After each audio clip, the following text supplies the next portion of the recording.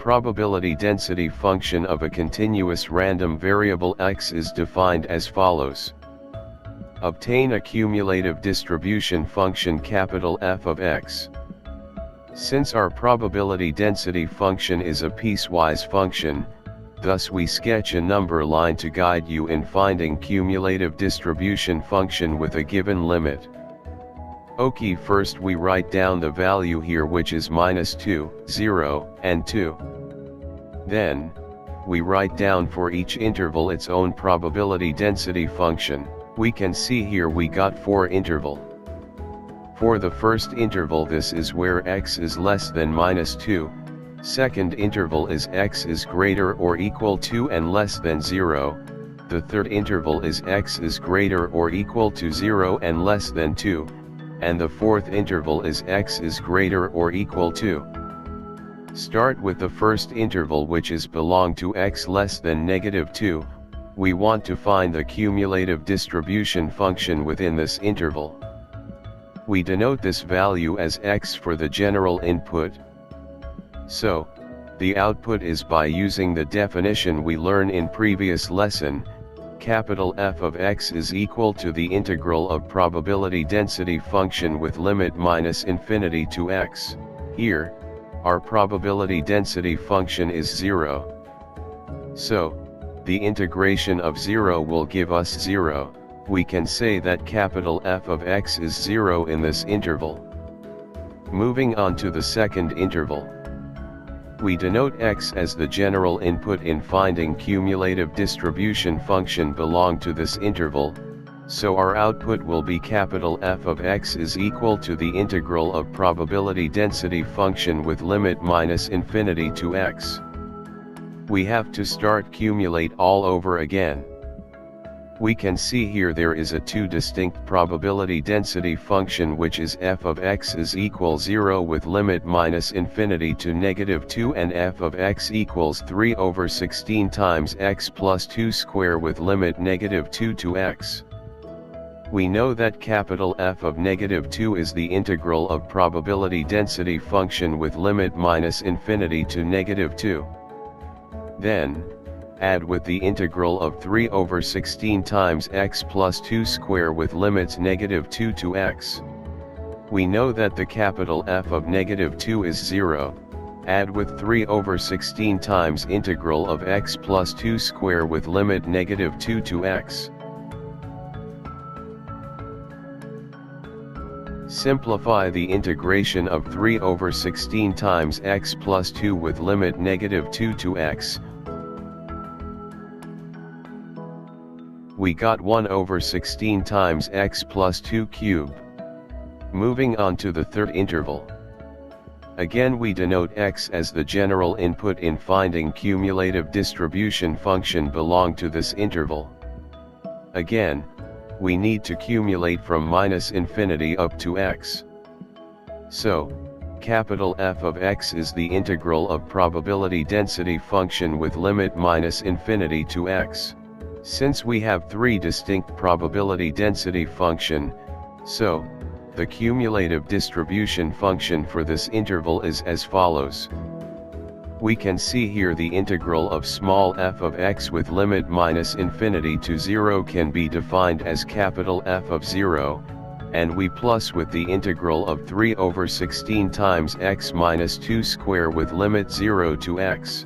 We know that when x is greater or equal -2 and less than 0, capital F of x is 1/16 times x plus 2 cubed. We can use this to find capital F of 0. It means capital F of 0 is 1/16 times 0 plus 2 cubed, plus with the current integral here.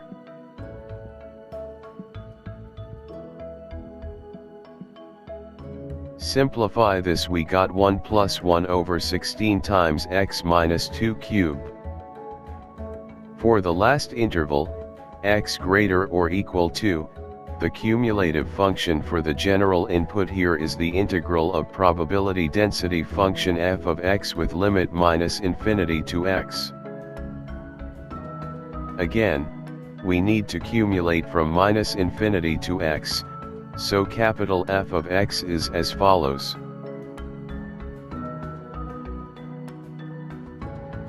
Here, the integral of small f of x from -infinity to 2, is the capital F of 2. Plus with the integral of 0 will give us capital F of 2 only. To get this value, we substitute x equals 2 in the cumulative function of the third interval. So, the cumulative function for this interval is 1. Now, we write the cumulative distribution function in a piecewise function as follows.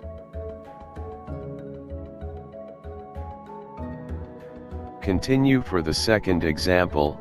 The question asked to sketch the graph of cumulative function and density function. Before -2, capital F of x is 0. This is a constant function, so draw a horizontal line here. For the second interval, this is a cubic function, so, when x is equal to -2, we would have 0. When x is equal to 0, we would have half. We sketch the curve to connect this to endpoint. Then sketch for the third interval. This also a cubic function, so when x is equal 0, we would have half. When x is equal to we would have 1. Connect these two endpoints by sketching the curve. After 2, the cumulative function is 1, so draw the horizontal line like this. To sketch the probability density function, we sketch the piecewise function. Find the endpoint first. For x equal -2, f of -2 is 0. For x equals 0, f of 0 is 3/4. Connect this to endpoint by sketching the quadratic curve. Then, we find the endpoint for the second interval. When x is 0, f of 0 is 3/4. When x is 2, f of 2 is 0.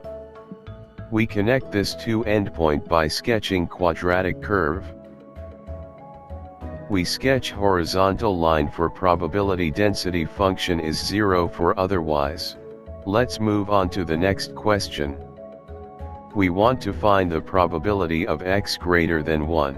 Since we know the cumulative function, it will be more easier to find the probability of x greater than 1 using this function compared to finding the area under the curve. We know that capital F of x is the probability x less than or equal x. Since the question asks to find the probability x greater than 1, we need to modify this. We know total probability is 1, so probability of x greater than 1 is 1 minus probability of x less than or equal 1. Then, we just rewrite this to be 1 minus capital F of 1. We just substitute x equal 1 into 1 plus 1 over 16 times x minus 2 cube. Simplify this, we got 1 over 16. The last question is we want to find the median of a continuous random variable. Median is the half of total probability of a continuous random variable here. So, capital F of m is probability x less than or equal m is 0.5. How to find this median? We use cumulative function to make it more easier in finding median. The technique is we have to look at the upper value here. We just substitute the upper limit into the cumulative functions and find the first value that is greater than half.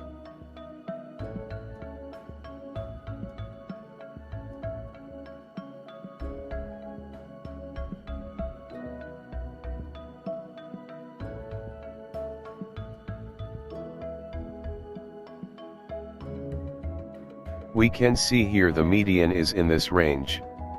So substitute x equal m into the cumulative function 1 over 16 times x plus 2 cube equal with 0.5. Simplify this, we got median is at x equals 0.